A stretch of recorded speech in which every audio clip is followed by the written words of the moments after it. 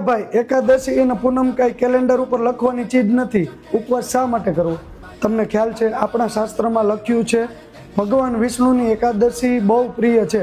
એકાદશીના દિવસે જપ તપ અને ઉપવાસ કરવાથી જૂના પાપ બળે અન્ન ધન વસ્ત્રથી સુખી થાય.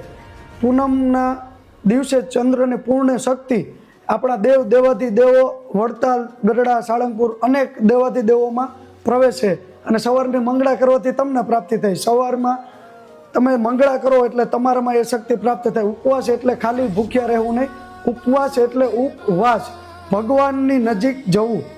અન્નનો ત્યાગ એ અન્નનો ત્યાગ નહીં, અન્ન ધન વસ્ત્રથી સુખી થવા માટેનો ત્યાગ. જપ તપ અને પ્રાર્થના કરવાથી ધનનો પ્રવાહ તો 100% વધે. નિયમ શા માટે રાખીએ છીએ?